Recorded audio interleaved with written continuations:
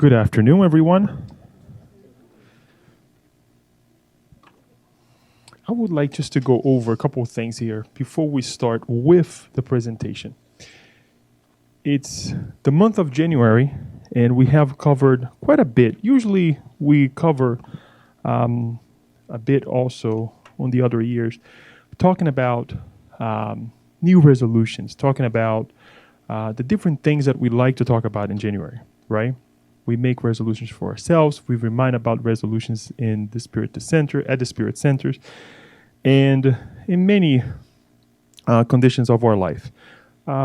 They stole away they stole my paper. Where's my January? I was looking for my January. In any case, they're already moving ahead of me, but it's fine. Kirsten and Daniel, they start this month with resolutions, right? Talking about what is to come, what we need to do. We watched a movie this month already, and the theme is around this idea of changing ourselves. And I would like this book to be on the same note, not only this month of January, but throughout the year. We will cover a whole lot this month, tonight, the month of January, which will be 3 chapters, 2 chapters in the introduction. But what I would like to do with this book, a little bit different from the books that we already covered in the past, is that it will bring highlights, and hopefully these highlights will be a new resolutions for us every month of the year. Because it's never too late for us to start new behaviors or put into practice new ideas in our lives so it becomes a behavior, right? It's never too late for us to connect with the higher minds, with one another, and just again, change. So this is my invitation to you. Unfortunately, yet we don't have the books available that you can purchase, but they will be arriving soon. We already order, and we will have several copies that you can purchase one. The book is also available in Portuguese, and you can actually Google it. It's on PDF online. Unfortunately, for those, again, who doesn't speak the Portuguese language, who cannot read, it will be here soon. So hang in there, hang tight. If you have any questions, if you have any way that that I can help, if I have any way that I can help you, sharing a copy of the book, I'll do so. But it is enlightening. It is a lot of information. The second disclosure that I want to bring as we start this new endeavor is that when we talk about planetary transition, we always think of this change that is coming. We have heard in the Spiritist arena that a lot is happening, right? A lot was happening since the years 2000s, and the things that could have happened last year, all the changes that is happening, and we get excited. It's a planetary transition. But one thing that I would like to make sure that everybody's clear on, and I will repeat this over and over tonight and throughout these sessions throughout the year, is that when we talk about planetary transition, it's not just the physical part of the planet that is changing. It's us. It's our morality, right? It's our intellectuality as well. The intellectual of each one of us as well as our moral. Nothing changes overnight. It takes time. It takes a lot of effort. That goes for each one of us, and one as well as when we apply towards others. Because many times we want to expect from others a lot, and we don't apply that to ourselves. So the things that we will see tonight and throughout these sessions as well, is mainly for us to change each one of us. What's going to happen outside? It depends a lot on us, because if we change, others will change as well. But we can't expect others to do the same. It's on us, okay? So here it is, Planetary Transition. Who has read the book? Okay. I was excited because this is a good start. This is definitely a good start. But I was excited because Daniel sent the message through WhatsApp, and some of you responded. I want to revisit. So I was like, wow, this is great. So they're probably picking on me as well for, what about this detail, that detail? I want that. I would like that to happen. You will remember. you will remember. Hopefully, as we speak, your mentor will allow you to, research in your inner files so you remember what the book brings to us. As you can see here, we have a picture of Divaldo Franco and Manuel Philomeno de Miranda, who is the spirit, the author, through the hands of Divaldo Franco. We would like to break this down, these 22 chapters, into 11 sessions. We should be done by November. Tonight, we will be exploring Planetary Transition, which is the introduction, new pathways, and the special visitors. So chapters 1 and 2. The book was actually originally, the original version of the Portuguese version was first published in 2010, and then in English in 2016 by Leal Publisher.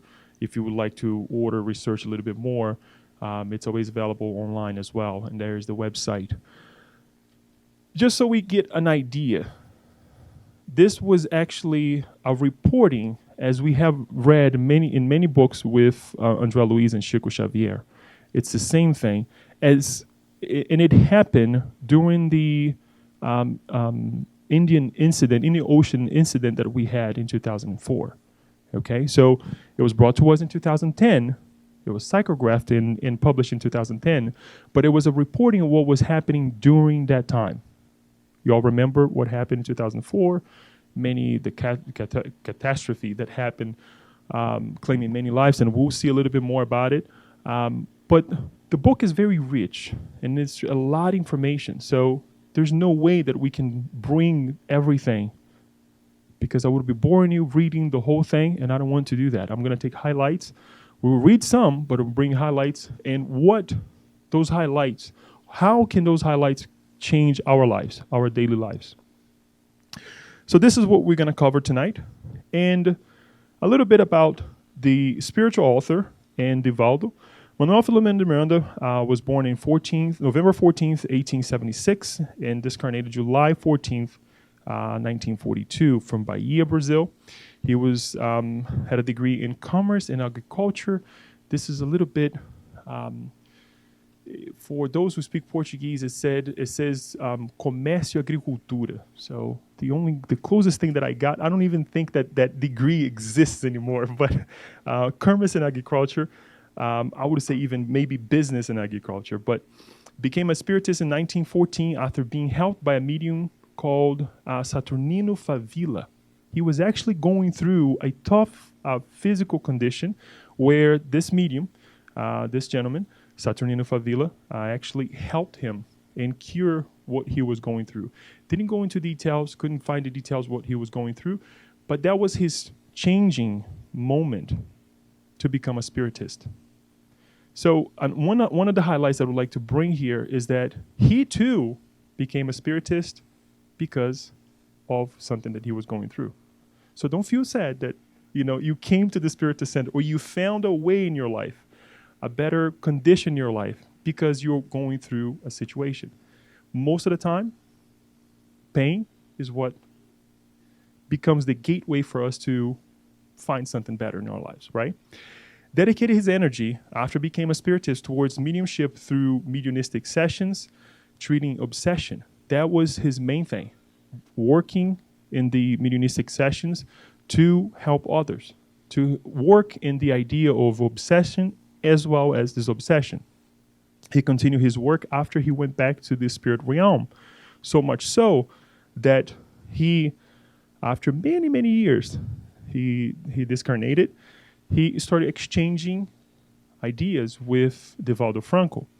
An interesting thing is that in 1950, Saturnino Favila actually, who was already discarnated too, sent a message,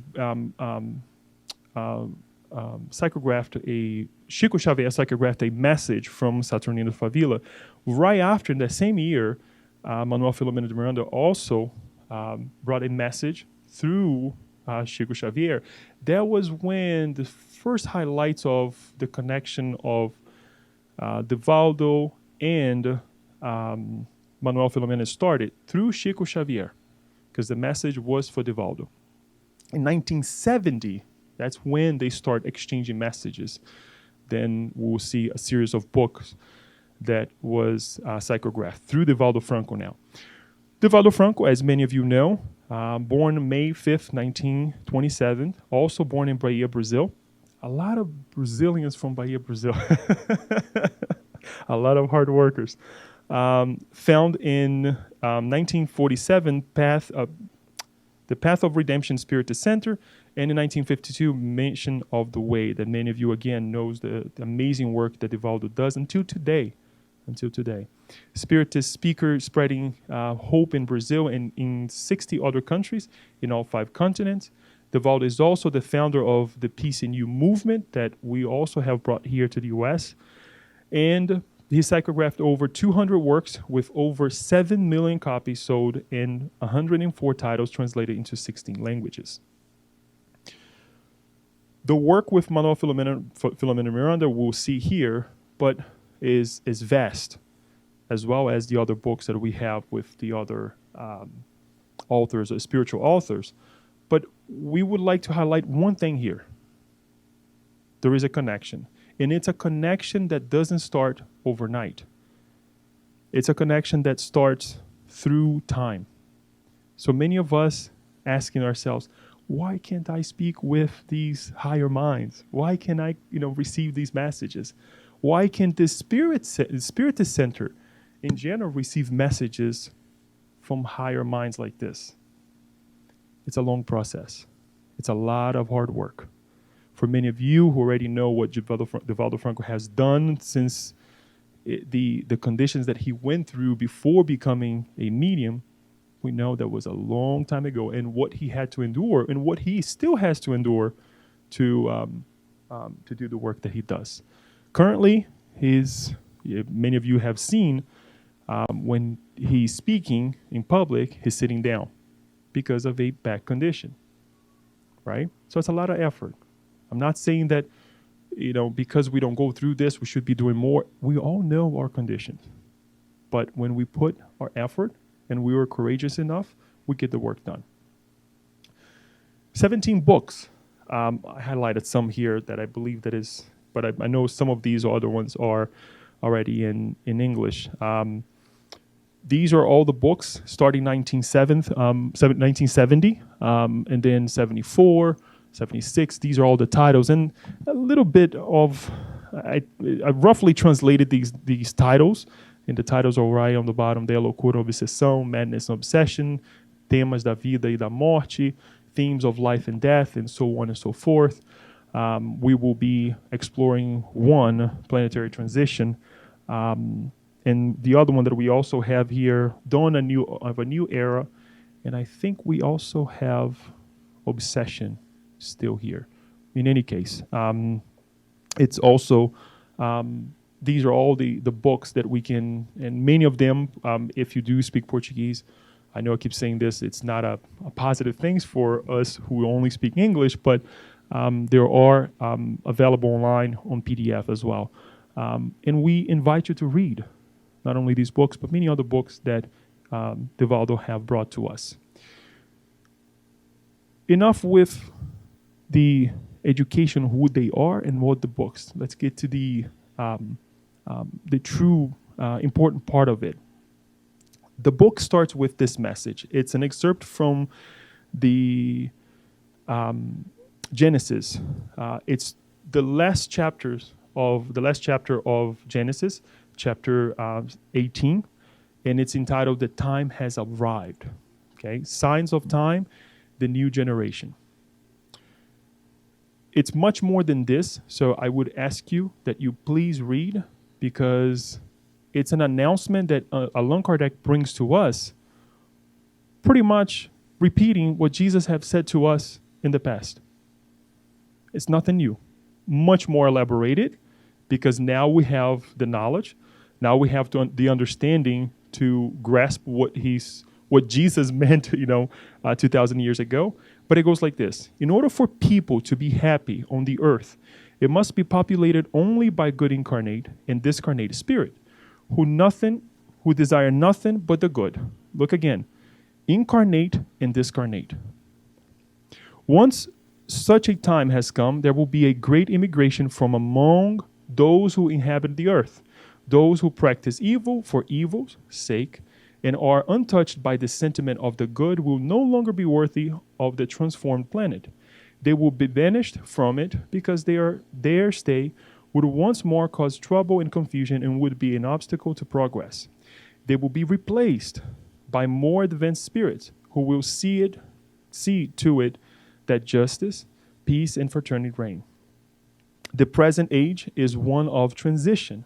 The members of both generations are mixed together. Standing at the midpoint, we are watching the departure of one and the arrival of the other, and each is already distinguishable by the characteristics that are proper to it. So, if we want change, we have to change the content. we have to change the desires, we have to change the thoughts, right? We have to change the whole psychosphere. And we'll see this word going over and over again, psychosphere of the planet. How are we thinking? How are we feeling? It's really nice for us to appreciate life, and I love nature. But when I have to deal with my brother or my sister, which is also nature, creation of God, I cannot deal with it. So these are the changes that we have to. It's all throughout. It cannot be, oh, I like this, but I don't like this. When we're talking about everything is the creation of God. When we try to acknowledge that we're all sons and daughters of God, the same God. So we need to change. And this is the time. It's interesting when we start with, studying Spiritism, and we hear the ideas that these are the last times that we will have the chance to reincarnate, right? And if you don't change, what happens? It's scary. But we will revisit this a little bit today. Okay, many of us already know, but we will revisit not to scare anyone, but to truly bring back our responsibility to say, I can do this. It's not rocket science. The worst thing is for us to leave these sessions with fear, because that's not going to take us anywhere, right? Because we're not saying that you're going to be condemned to somewhere. No, we'll understand this. On that note, let us bring some light of what we're talking about of this change and how it happens. Let us take a look of the hierarchy of spirits, how we evolve, okay, and where we can picture ourselves. We're not trying to put anybody here or there, but this is how it happens, okay? Third order of spirits. This is in the Spirits book, chapter 1. Third order of spirit, imperfect spirits. We are imperfect. We're not perfect yet. Just because we have achieved the level of intellectuality, of technology that we have in our hands right now, this is not perfection. We have done quite a bit, but we're not perfect yet. And there is a difference of being perfect. Well, I should say that when we tend to say that we're perfect, we always tend to bring the intellect aspect to it, right? But most importantly is the moral as well. They have to work hand in hand. General characteristics of the third order spirits. Predominant influence of matter over spirit, propension to evil, ignorance, pride, selfishness, and all the evil passions which result from these. And there are 5 classes here. The 10th class, impure spirits. 9th class, frivolous. 8th class, spirits who pretend to more science than they possess. 7th class, neutral spirit. 6th class, noise and boisterous spirits. Okay? And we're kind of hovering on Earth with these categories right here. It's beautiful because when we look at the Earth, the general, we never see a straight line, right? In terms of these classes, we have the counterbalance. We see some good people, we see some amazing, generous people, and we see some other individuals who need help. That's why we're, again, as the message said, from Genesis, that we are incarnated. We're in this mix right now, helping one another, right? Because as I proclaim myself to be patient, and Yas would like to say that, right? If I'm patient, well, guess what? I'm going to be born with individuals who are not patient, who want it now. So I'll be tested. Second order, good spirits. General characteristic, predominance of spirit over matter, desire of excellence. Desire of excellence. They're not excellent or perfect yet. Fifth class, benevolent spirit. Fourth class, learned spirit. Third class, wise spirit. And second class, high spirits. So we can see here that there's a huge progression.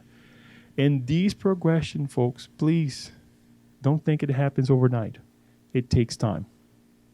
There are two sides to this message, to this statement that I just gave you. It's not for us to think, okay, I still have eternity to evolve. Well, yes, we do, but we need to work harder. And I say this to myself, I need to work harder. At the same time, we have to look at ourselves and say, I have made thus far. I don't want to beat myself, as Kirsten was presenting last week, because I made a mistake yesterday.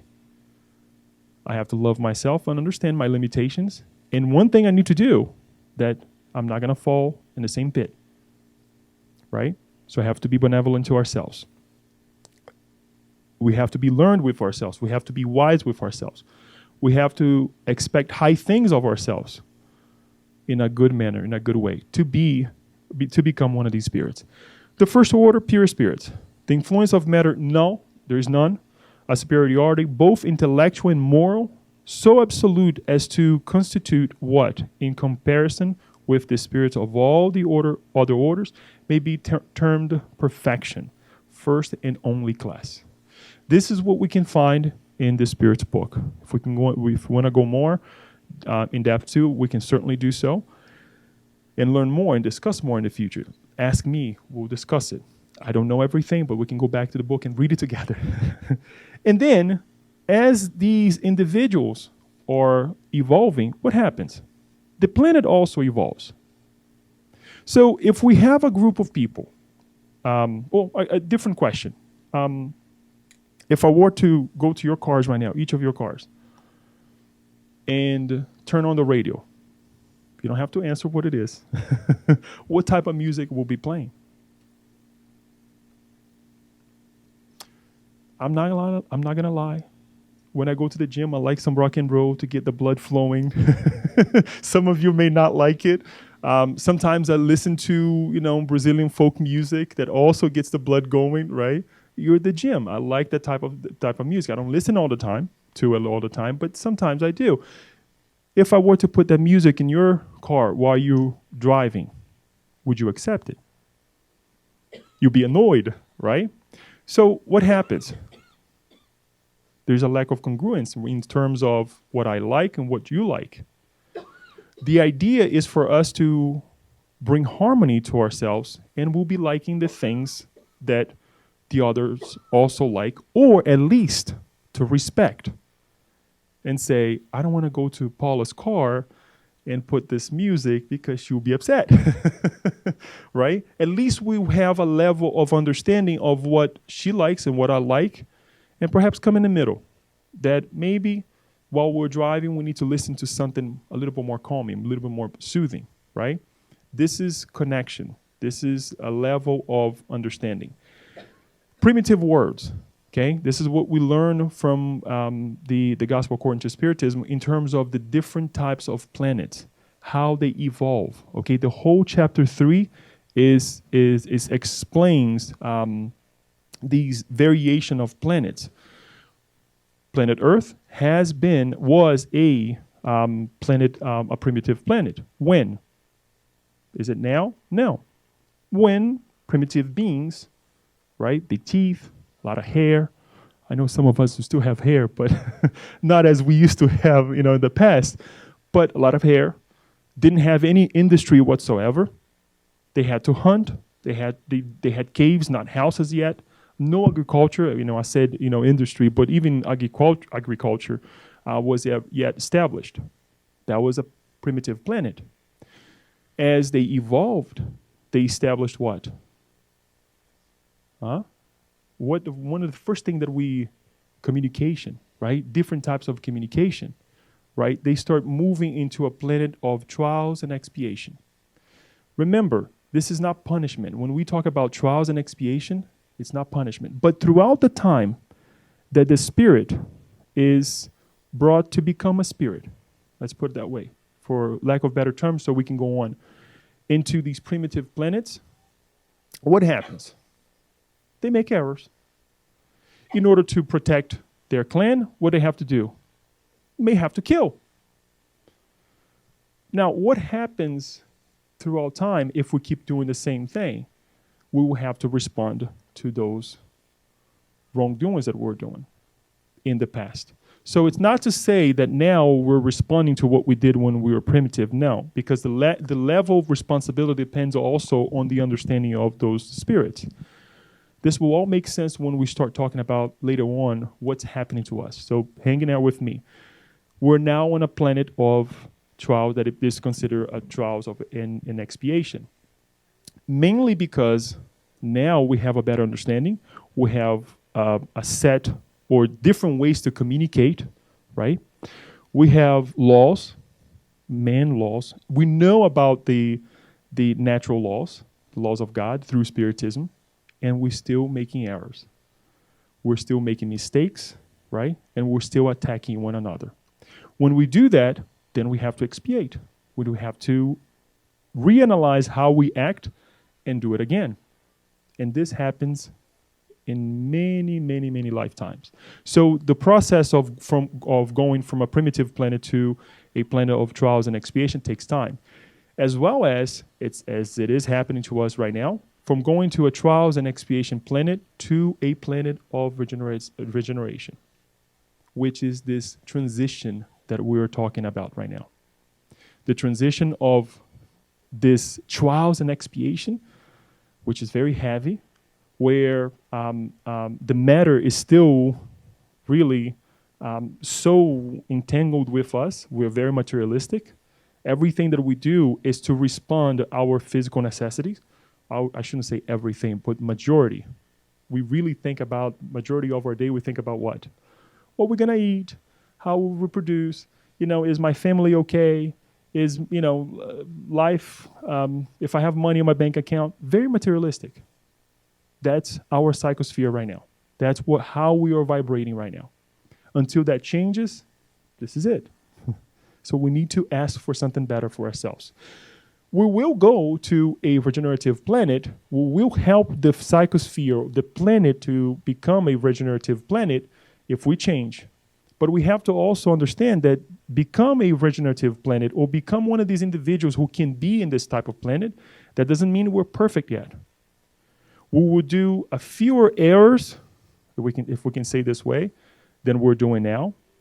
We will be more prone to be more positive with our ideals, as well as with the ideals of others. Because if somebody is trying to or about to commit a mistake, we're not going to judge. We're going to say, let's try a different way, instead of attacking that individual, instead of attacking ourselves too. And then, hopefully, let's not say thousands and thousands of years, but a good period of time to become a happy planet as well, and then a celestial planet. For that to happen, there will be a lot of physical changes as well on the planet. There will be a lot of catastrophes, as we have seen, and we don't know how to deal with it yet. Now we have an amazing technological progress that we can predict different things that's happening to the planet, right? We can predict earthquakes. We can predict, we just sent, I believe, 2 years ago, a new satellite that can update our weather within 3 minutes. It used to be 37 minutes, I think, 33 or 37 minutes, something like that. Now we have an update every 3 minutes, and we still err. We still don't know what's going to happen, and we check, weather.com, and it's like, okay, is it really going to rain? But anyways, at least we have that level of technology. So things are changing, but we'll say again and again and again, the main change that we want to talk about, even though We will see planetary transition. It's us. It's each one of us. So every single opportunity that I have to bring these changes to ourselves and to myself as well, I will do so. This is just a highlight, and we're going to talk more about it, and we're going to connect as we start with the book. Planetary transition. We are living on Earth at a time of the great transition from a world of trials and expiation to a world of regeneration. The changes being observed are of a moral nature, inviting human beings to change their behavior for the better, dropping their bad habits so that the paradigms of justice, duty, love, and order may take root. The change is of a moral nature. Okay? So if we're waiting for the planet to change so I can change it, it's the other way around. We really want to make sure that we change. Kind of the theme that Divaldo Franco brings with the Peace and You movement, isn't it? That if I have peace with me, guess what? Things will be okay. Things will be fine. Since human beings are spirits in the process of intellectual and moral growth, they go through different levels in order to develop instinct and then intelligence, followed by consciousness on the pathway to intuition, which will be acquired by overcoming primeval experiences. These experiences affect them profoundly, often binding them to their animal nature to the detriment of their spiritual nature, which is their reality. Why do I bring this here? Because we have to acknowledge our past. We have to understand where we are coming from. So if we get caught up on a specific thought, especially when we have an argument, especially when we are confronting something that is hard, whether dealing with someone else, whether dealing with what society is telling us, right? On how to do, on how to act, and we don't have the capabilities, the means to do so.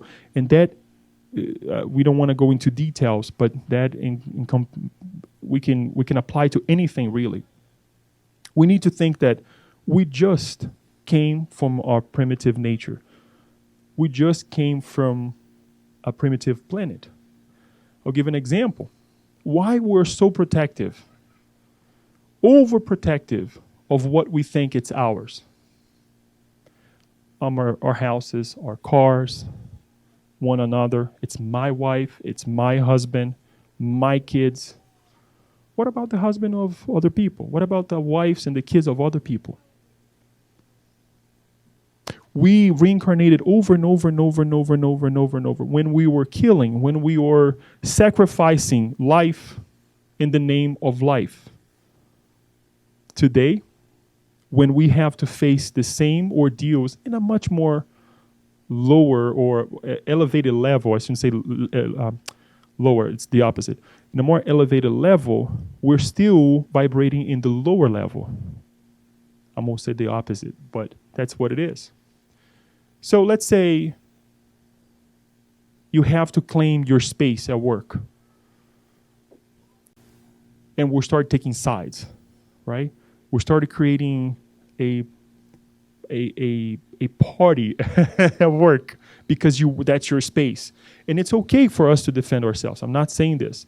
But we do in a way that instead of understanding what we're going through, we create more messes than we needed to. Why do we claim that this person is mine? Seriously, these are things that we have to think. That would that idea also be an idea or an ideal of a planet, a happy planet? No. So it starts from the small things to the bigger things, and it goes to the bigger things. Placed by the power, actually, there is one more passage that I forgot to put here. And I think that's, okay. This is not here, but as I was rereading this, I think this is really interesting. Faced with critical situations on the carnal pathway that generated emotional complications, it's not on the screen, so don't try to follow, because they are still far from the sublime emotions of love and thus act more by their instincts, especially those that concern the preservation of life, reproduction, and violence for the automatic defense of bodily existence, they attack. This is Manuel actually talking about us. They attack when they should dialogue, and they accuse when it would be best to silence the offense of or aggression, giving rise to unfortunate clashes that cause resentment, hatred, and the desire for revenge, those inconsequential children of the domineering ego. This is what we're doing. Retaliating, fighting, and fighting, and fighting until we get tired. Just like children. They're tired, right? And what they do? They cry instead of going to sleep. It's a natural thing. They don't know how to deal with it, and that's the same thing that we're doing. And one of the signs of this transition to the regenerative world is this tiredness. Us saying, enough is enough. I can't take this anymore. That doesn't mean that we're going to give way to madness. We shouldn't do that. But to say enough is enough. We need to put a stop to it. And then he continues, placed by the power of determinism with the context of free will, which is always logical, only the impact of suffering awakens them to understand just how essential it is to acquire peace and well-being. At that moment, they notice the wrongs they have committed and the harm they have caused others. The longing to make amends surfaces, and they assist those who have been harmed by their ineptitude or primitivism, in relation to the duties that are part of the sovereign codes of the ethics of life. This is after the sufferings that we see, the calamities that we see. Unfortunately, this awakening to consciousness has occurred very slowly, giving rise to excesses repeated at every moment, as well as terrible bloody wars. Because Manuel, Mr. Miranda, however we want to call, he talks about this, the time that it takes for us to evolve. It's very slow. It's very slow. And it's not for us to be discouraged. Because I used to, and this is something personal that I actually going to share with you, that Spiritism tells us that it's very slowly. It's very slowly, right? We want everybody to be happy. We want everybody to evolve. But unfortunately, it is very slowly. And I used to feel like, oh my gosh, really, how long it's going to take? And we're going to see this question here too. How long it's going to take? We don't want to see people sad. We don't want to see wars. We don't want to see, the craziness that we see when we turn on the news. But unfortunately, we're talking about the heart.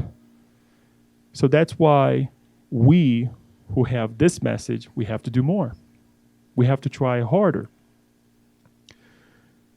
One can often notice the harbingers of good sentiments when someone is the victim of a fateful circumstance, setting relief groups in motion at a time when other individuals make themselves into human bombs, cowardly and fanatically murdering others who have nothing to do with the tragedies they intended to remedy by such sinister and inadequate means that are worse than the individuals whom they intend to fight. That's us right now. Mr. Miranda is also using of a let's say he took the human bombs to the level up here, right, of craziness that we see on the planet. But what about when we are fighting at home? What about when we are fighting when we're driving? Yes, it's a level that we cannot even connect with one another, right? Nobody's bombing anything, but we're bombarding the other person with our thoughts, with our feelings, right? When something goes against what we believe it's right, how do we react? This right here, this example that he brings, it certainly is not the example or the norm of a planet of regeneration, as well as these thoughts that are harboring our hearts and our minds right now. The small things that we think that is so small Guess what?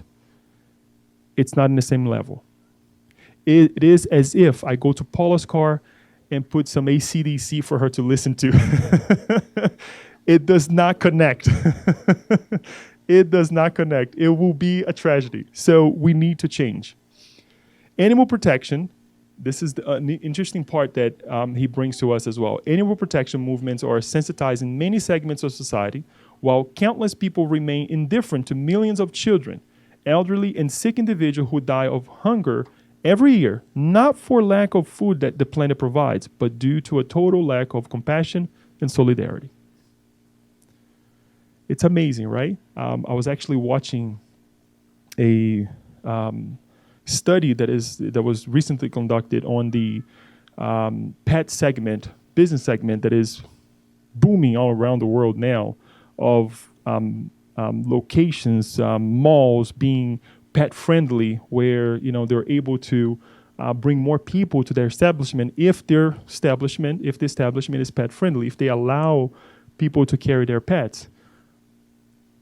It's a contrasense because people love their animals and it's okay. But what about people on the street? What about the helps that we have to provide to other people? I'm not saying that we're gonna take stuff, do or go outside now and give our clothes to other people. We're not. The simple things, guys. The simple things. I love my pet, but I have a problem with my neighbor. Okay. Do we think that this will be an ideal of or a norm of a planet of regeneration? Perhaps it will, but then the majority will say, okay, I know you like your pet, but let's take care of the situation too, right? Let's help one another, right? Those who have persisted, bless you, those who have persisted in wrongful indifference to the pain of their neighbor, those who have lived their lives in known or unknown crime, those who have signed pacts involving extortion, bribery, and so-called white-collar crimes, displaying egotistical behavior, gloating about the afflictions of others, taking pleasure in lust and addiction, in the undue exploitation of other lives, these will not be able to remain on the earth any longer, but will be exiled to lower worlds where they will be useful, filling the edges of their moral imperfection, to return later to the generous bosom of Mother Earth, whom they do not want to respect today. That's what's going to happen. It's not Leo saying. This has happened with planet Earth. When we go back and we see the old civilizations, the Egyptians, the Romans, all the different minds that have come to Earth 2,000, 3,000, 4,000 years ago, and they're way more advanced than those who were already here. Where do we think they came from? From other spheres. They were well intellectually evolved, right? But morally, it was not. So they took a step down. They helped the earth because with their help, we evolved intellectually, helping the planet transitioning from a primitive world to a planet of trials and expiation. We still progress. And some of them went back. Some of them, guess what? Still here with us. Still helping humanity to evolve, to get out of the mess that they perhaps did when they were in other spheres. I know it sounds crazy.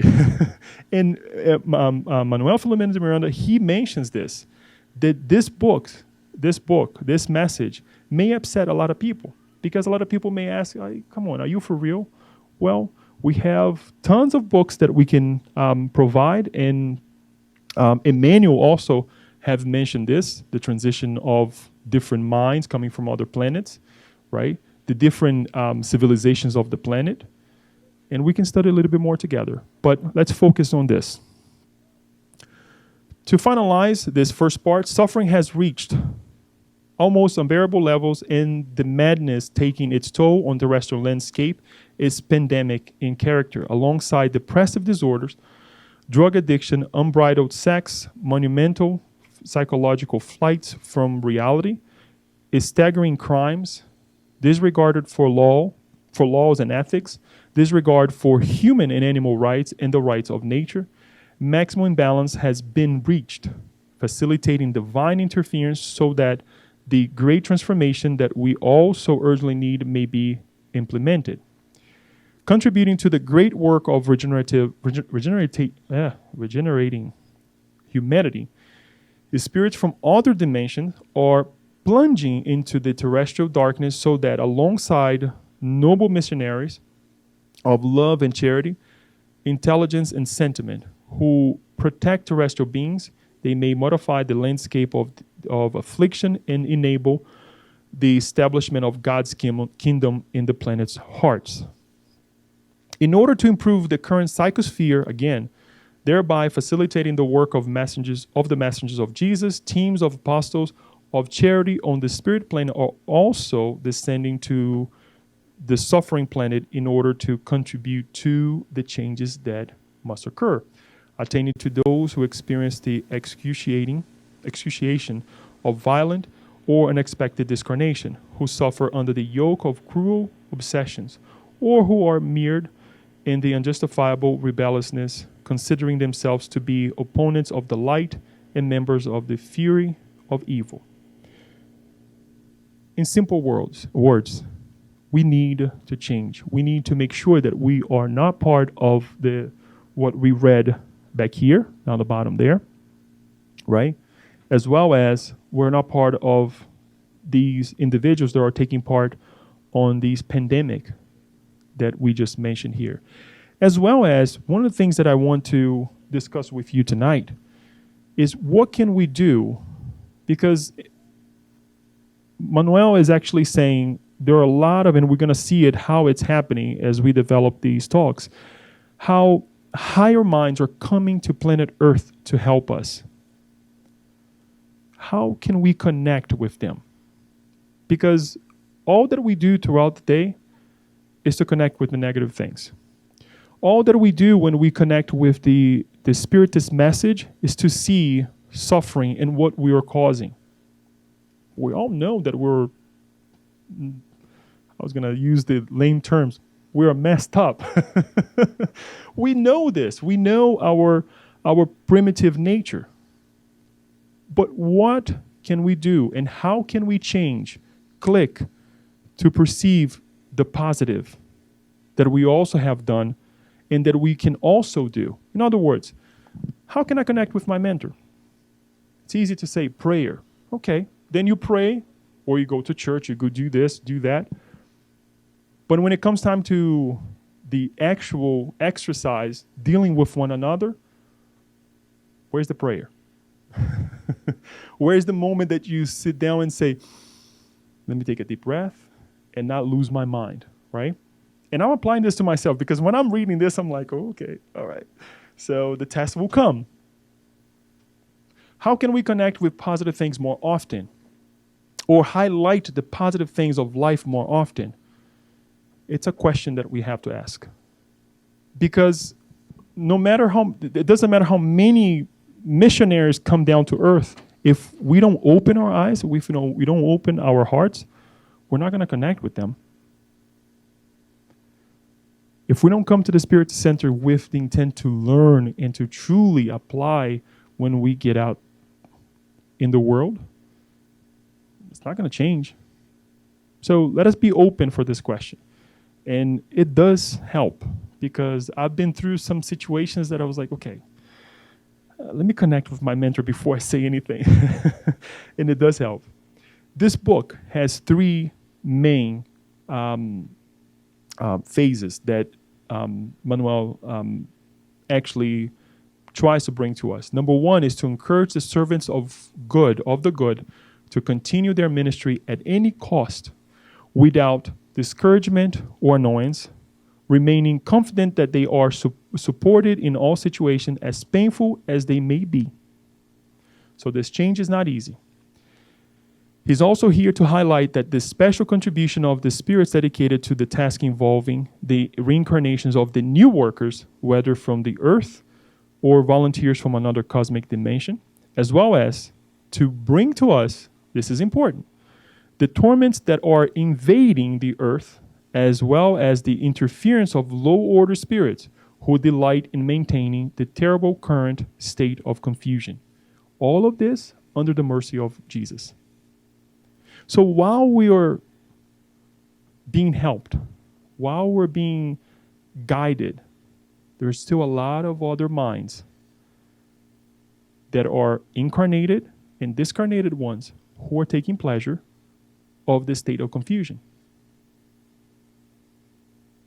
Remember, when we read at the beginning that the psychosphere is not just the incarnated ones, but also those we cannot see. For example, we're upset with something. No matter how many people come to you and say something, those that we can see, and say, Leo, don't do it. But I'm so caught up on that moment, on that situation, that I go ahead and commit the, let's call it, crime. I'm talking about Leo, or the wrongdoing. Why is that? Maybe I'm connecting with what I cannot see. Maybe I have that inside of me because I don't want to blame those outside, just those outside, that it's so strong that I only connect with the negative minds that are around me. And those who I even can see, for me, it's nothing. So we have to change. We invite it again to change. Maybe take a deep breath, maybe 2 or 3 before you act. Joanna de Angelis says this all the time. So this is the beginning of it. I know it took a lot, and we still have 2 more chapters to go through. So I'll try to encourage you through this new chapter entitled New Pathways. As the bustle decreased, what is this? Sorry. With the arrival of dusk, followed by a night gently lit by stellar pendants, a psychosphere of peace engulfed the area all around Oscar and me. So Mr. Miranda is actually with a friend that is going to be working with him in this new endeavor that we're going to talk about at Busto. That is correct. And his name is Oscar. We're going to get to know him a little bit too. Activities in our community continue in the blessed rhythm of multiple endeavors of love and relief, of education and moral development. The education and whole health departments were still at work, whereas activity in the redemption colony decreased so that the residents could return to their homes or go to specialized learning centers, maintain a climate of harmony all around. He describes a little bit of, throughout the book, of this colony as well, where he is. And it's much more elevated colony than our psychosphere right now because of the events that are happening right there, right? Because of what is about to happen on chapter 2 as well. We'll see that that doesn't happen in an environment toxic, and I say toxic, because of the difficult things that we see on earth, here on earth. We'll see what it is. We had been silent for a little while after discussing the latest event shaking earthly society after the tsunami that had resulted from the clash of tectonic plates in the abyss of the Indian Ocean.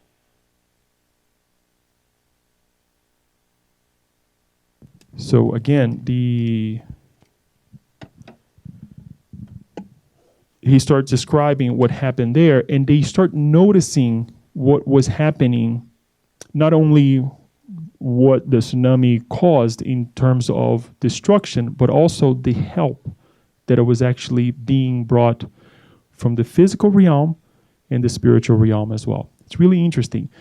And another point that I want to bring here that I was thinking is that, okay, they're in a higher, more evolved, morally speaking, colony. And we think they're just there at the beach, right? Having fun. No, they're actually thinking. They're worried. They're doing works to help humanity. Not one nation. Because when we talk about the event in the Indian Ocean, we'll see it claimed lives all over the world, right? countries all over the Indian Ocean. So they're not just there having fun, they're working. And they take pleasure in work, in the service of humanity. So don't think that the regenerative planet that we're going to, hopefully soon, will be a planet that we're just going to be sitting down at home and doing nothing. We'll work. Much harder than we're working right now, right? But I would like to say one thing too.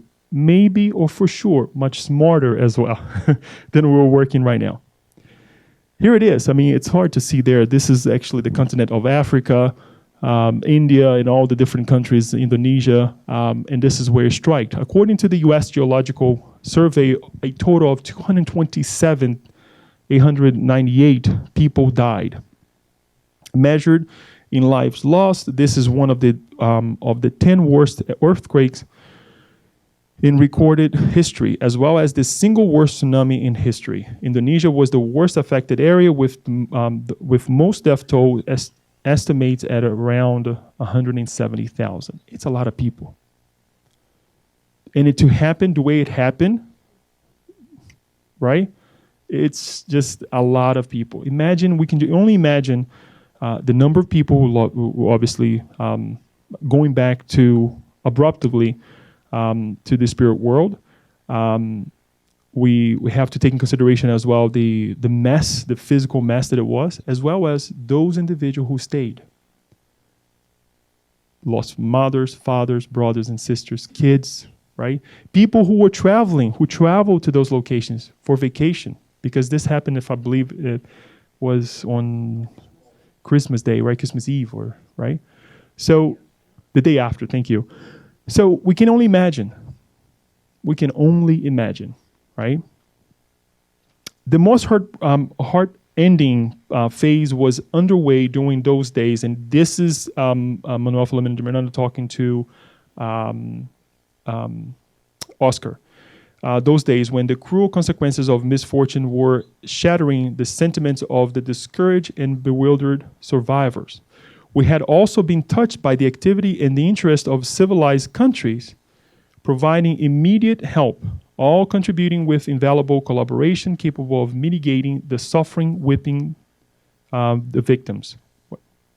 Some still dazed by the violent jolts, and others almost insane from despair and hopelessness. We knew that thousands of high order spirits had flocked to their aid, striving to rescue them from unfortunate vampirizing spirits. Look at this. Eager for the vital fluids of the recently discarnate victims. Yes. At the same time, we had been informed about the measures being taken to decrease the behavior disorders that were spreading amongst those that had remained behind in their garbs of flesh.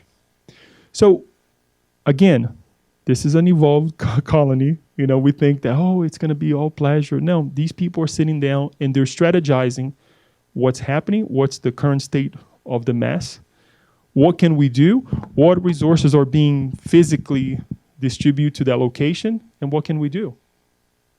And we think, all right, so how can they influence us? For those of you who helped them, right, or who sent money, who did something, do you think you connected with one of these higher minds? Possibly. Possibly. Because they were there, they cannot influence on our behavior because we have free will, right? But they're here what? Talking to us. The people who were rescuing these individuals then, right? These civilized nations who were sending rescues, or people who went to help them, when they were sleeping, when they were praying, who do you think they were connecting with? These higher minds. So it's up to us, when we're going through despair, when we're going through the dark moments of our lives, to connect. It's not going to be easy, right? Because if that doesn't happen, we see what the other side, right? Lower minds trying to take pleasure on the mess, the flesh of those who lost their physical bodies. The physical bodies lost, let's put it that way.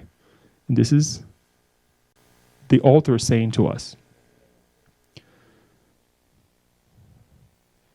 Meanwhile, soft music reached our ears from the nearby sanctuary where they were rehearsing Sebastian Bach Mass in B minor, originally composed for orchestra, but performed there on a masterfully played organ accompanying our community's children choir. It's if we were here and we're talking about this whole thing, right? And we're trying to bring the environment, our spirits up. And this is a colony. So this is what they were playing. I'm going to play a little tiny bit only because it's pretty long. And I can send this whole thing to you. For sure I will send it. Just so we can see of what is being played.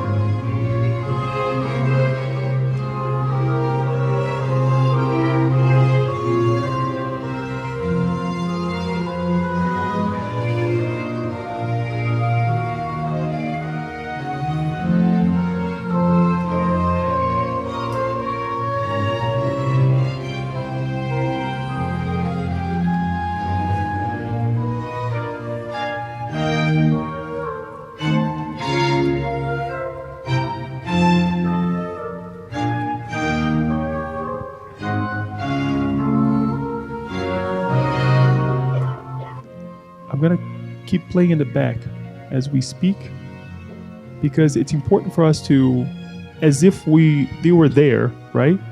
Talking about the things that they were talking about. This is the environment that I believe Manuel Philomeno de Miranda wants to bring to us. That, yes, we can be in an environment where we're talking about difficult things, that we're facing the difficulties of life, but it depends on what we create in our environment to protect ourselves and to elevate our minds and our hearts. The children are not sitting idle. They're working. They're helping the environment. The people, different groups of people, this is actually the choir there. So imagine the children singing this. So people working all throughout. Imagine if there are colonies like this throughout the spirit realm, around Earth. Because in many cases, he describes the fact that they can see the Earth. How this is affecting the Earth. This type of music. Let's put aside what Leo said about rock and roll, right? This is what we want to bring and share with you.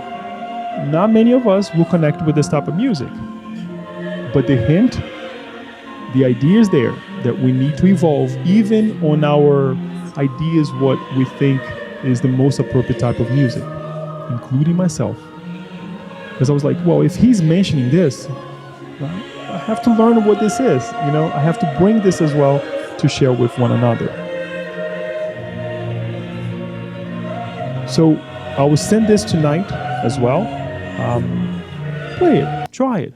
Doesn't have to listen to the whole thing, or try to watch it if you can, and explore it. Because if he's bringing it to us, it's for a specific purpose. If it's for us to learn how to appreciate.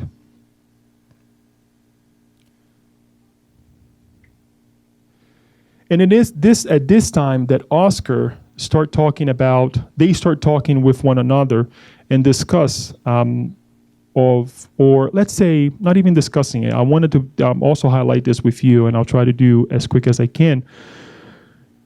How they start analyzing one another, what they were in the past. Manuel actually starts describing that he was able to see, as they were listening to the music, to see Oscar's thoughts. And as he started thinking about when he was a little boy in Austria, right before the Second World War. And he was describing, he was thinking how, the home, that his mother was a teacher and his father was a doctor as well, until the Nazi forces came and separated everybody. And he starts whipping and he starts crying about the whole thing. And he's in Manuel Philomeno de Miranda says, well, let's not think about that. And they said, no, this is good. I'm actually bringing all this negative stuff out as I'm speaking. It begs us to think as well that sometimes for us to speak and for us to listen to what others are saying is important, because it helps us to alleviate what's in the heart, right? Because if we want to be in a condition where they were being called to higher works as they were being called, we're going to get to that, they have to bring all the stuff bad out. We can fill our cup if our cups are still full of negativity, of negative things. And he describes that his parents were, they were separated. They were sent to the chambers, right? While he was spared because he was young.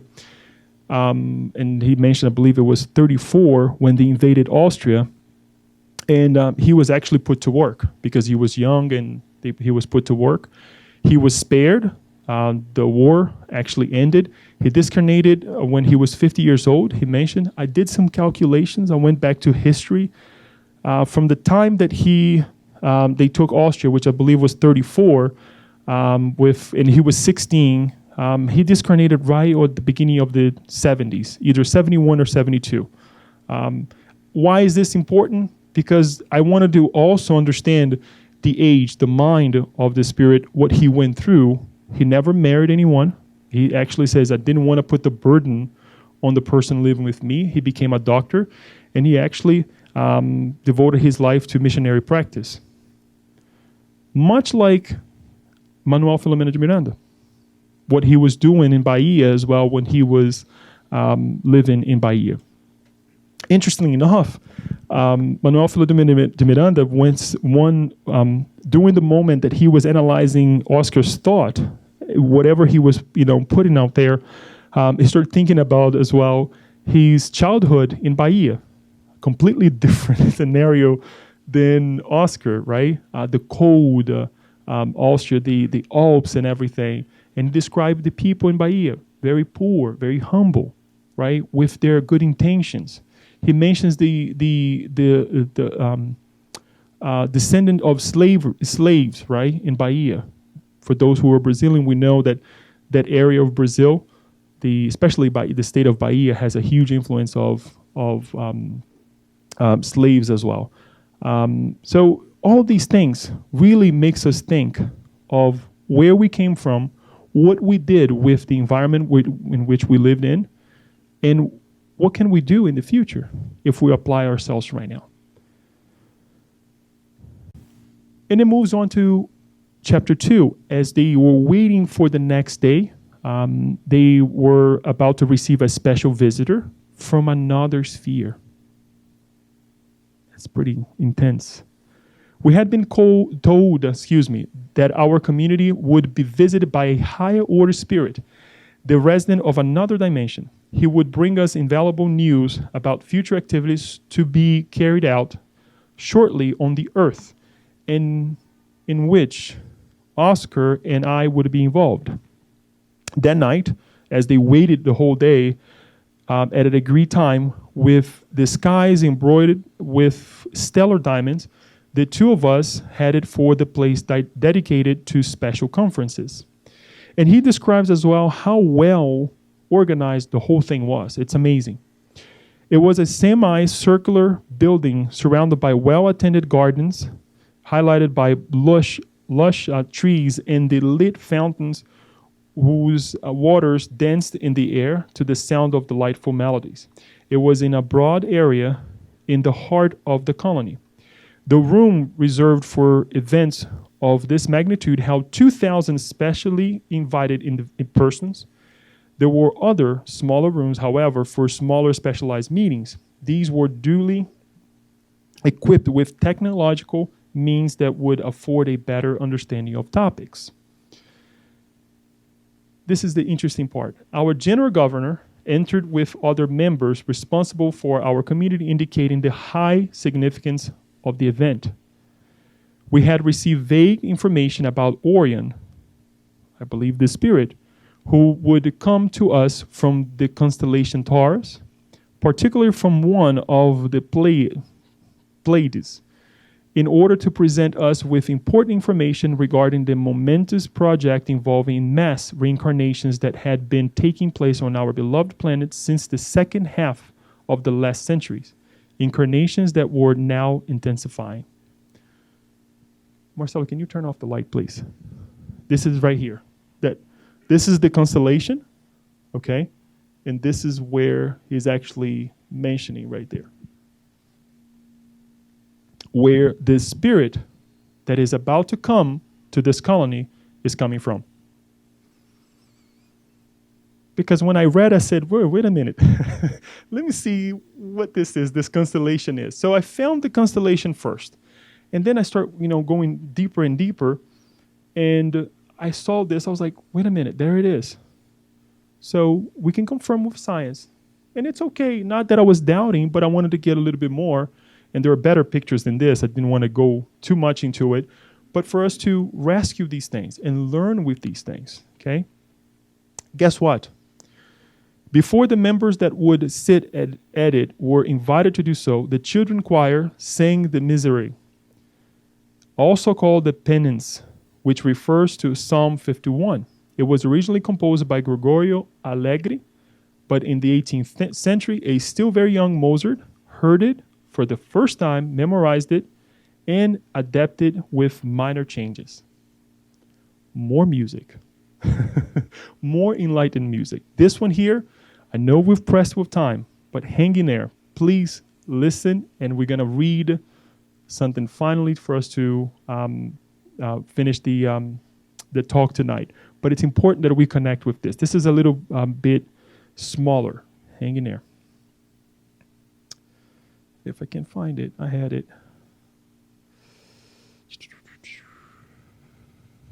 No, it wasn't here. Oh, gosh.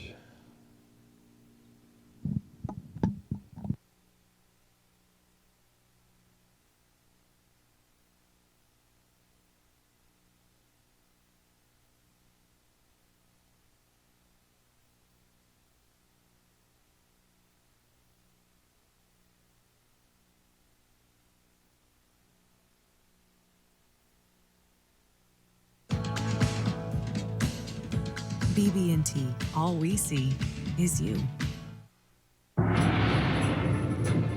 Shen Yun, an all-new production every year.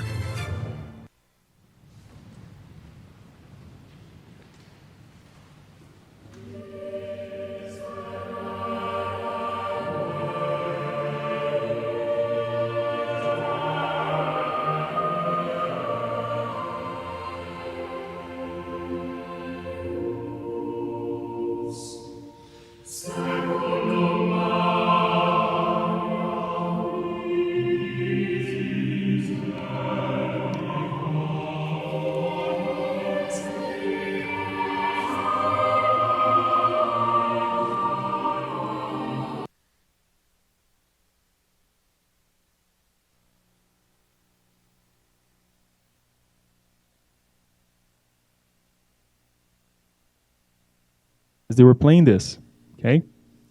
Yvonne Costa, the selfless spreader of Spiritism in Brazil during the first half of the last century, was asked to say the opening prayer. Remember, we're at the moment that this higher mind from another constellation is coming to bring a message.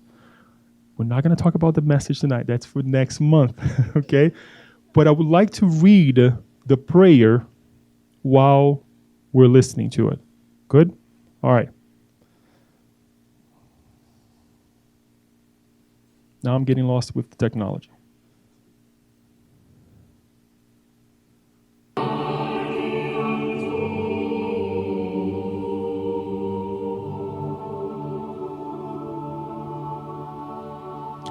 Jesus, our benefactor, while our beloved planet agonizes in its process of...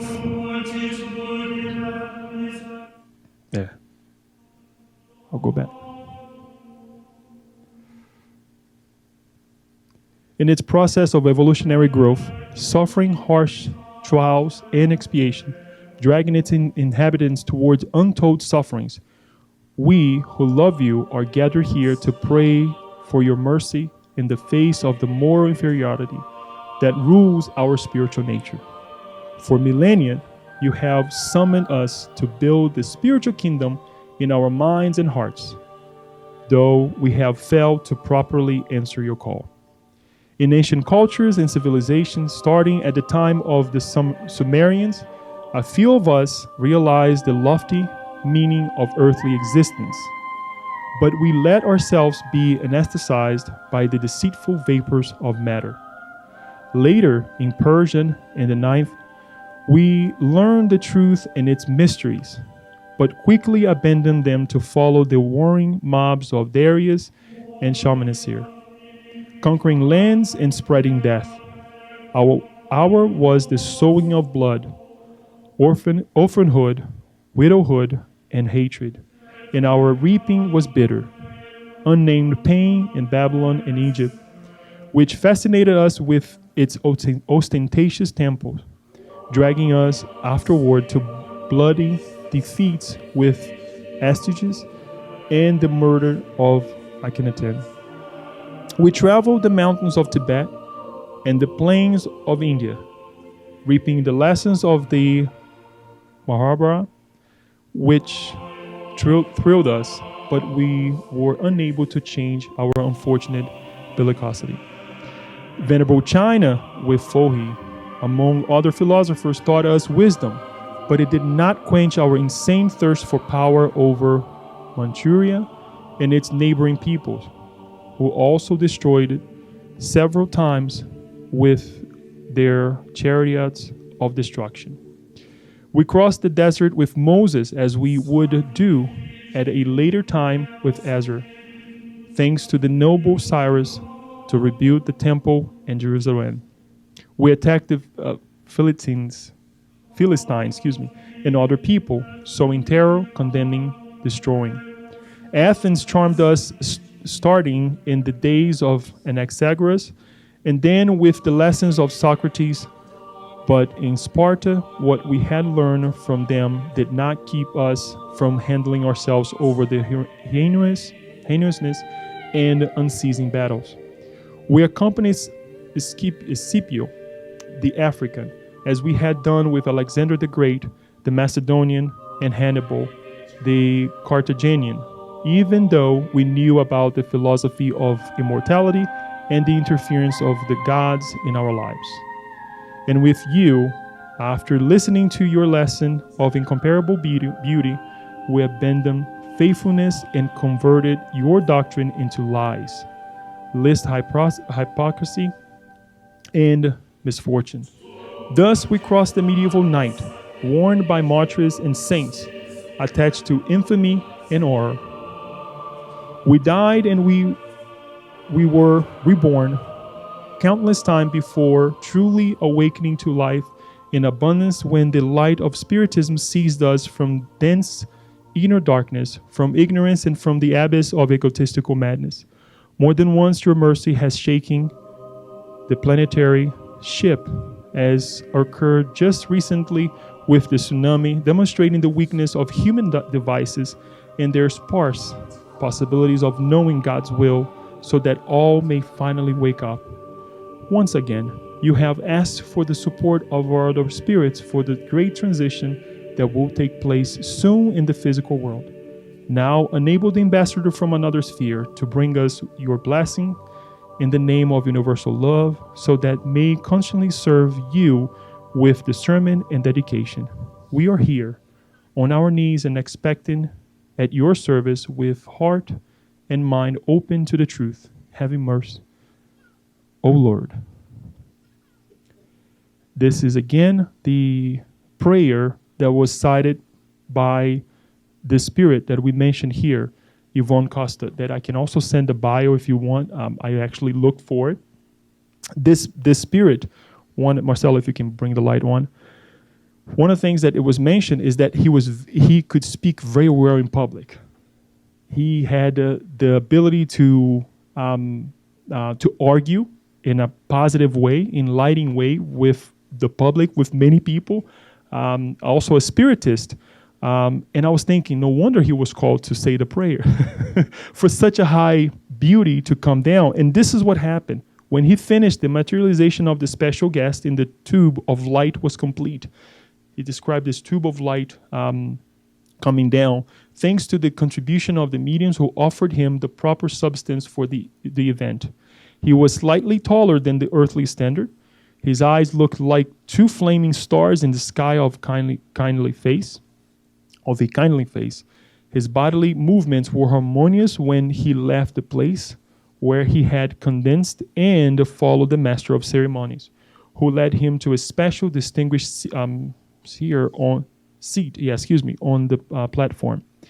A soft, sweet ascent engulfed the immense auditorium, and we all concentrated on the venerable guest. Again, the children's choir entered us with their sublime singing. Quite a lot to digest, I know. And I want to overwhelm you because I was overwhelmed in a good way. Because we have to understand what the message is, not just by looking at the words, but what's happening, right? Look how much work, how much dedication these people are putting together in order for them to receive a higher mind from another star, constellation, right? And look at the size of, and when we go back, it's, obviously it's easy for us to deal with the beauty, and that's why Manuel Philomeno de Miranda describes how he was, right? But I want you to go back to, mentally speaking, to the orders of spirit that we brought earlier today, and connect where was this spirit in that scale of hierarchy, right? It makes us think. And is he a special mind or heart better than us? In the level of evolution, he's better than us. But we can get there as well. We will be one of these enlightening messengers of God one day, working with Christ. Remember, this is all under the command of Christ. Helpers from another spheres, from another constellation. We don't want to leave that aside. That are helping us, that are guiding us. Again, we're not talking about the message tonight. That's going to be for next meeting. But it's for us to really think and prepare ourselves to what kind of message this spirit will bring. Those who have the book, and if you buy the book with us, will be able to see it. But start thinking. Start to think about it. Let's bring this to finalize to our small world now, small context, right? We're talking about the big help that the planet Earth is receiving, right, for a catastrophe that happened on Earth then, right? But what about our lives? Can we believe that God is also sending helpers when we are going through our difficult moments? Yes or no? Right? Well, sons and daughters of God.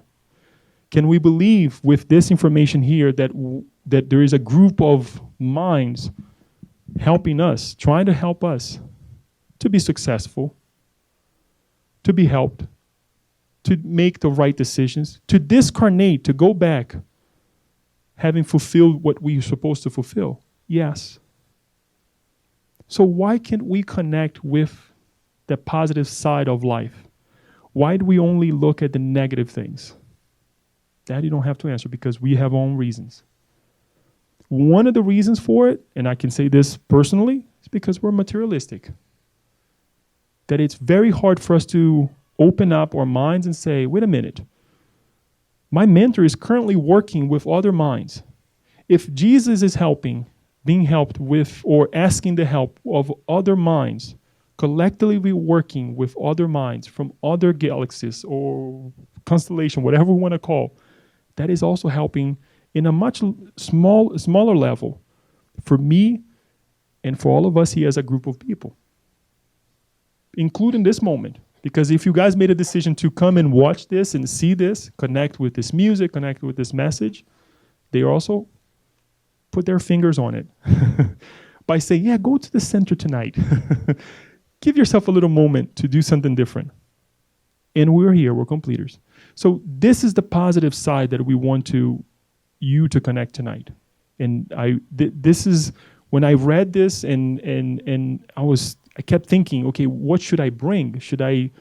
Is the music important? Is the aspects of the environment important? Yes, it is, because if we don't connect with these things and we don't implement what we're receiving from these messages, not just the words in our lives, then it's just a bunch of piece of paper and that's it. So the message is the following: let's change. Let's be positive. Let's connect with higher minds. It's okay to complain, but within our complaint, just watch. The antidote of our problem is right there. It's right there. So I know I went way beyond, and I knew this would happen because of what we had to cover tonight. I promise next time will be much faster. We covered these 3 chapters tonight.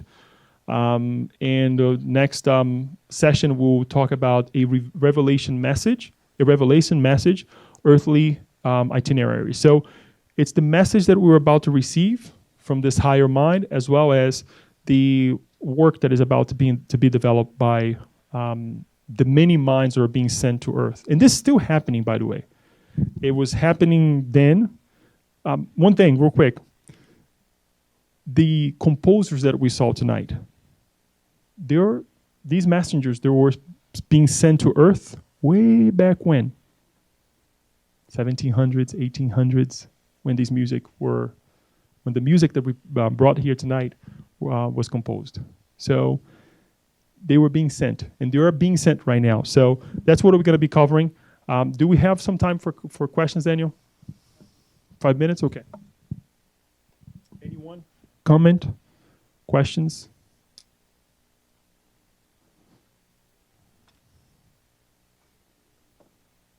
Biasco.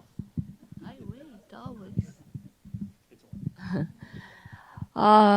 Well, it's a lot, but you ask how we're going to contribute to speed up or to make this transition quicker or more effective. I think for me, it's difficult to jump to do the good. It's more difficult for me to think about, but because it's always we are immersed in some difficult events. Like you said, it can be small during the traffic, in the workplace.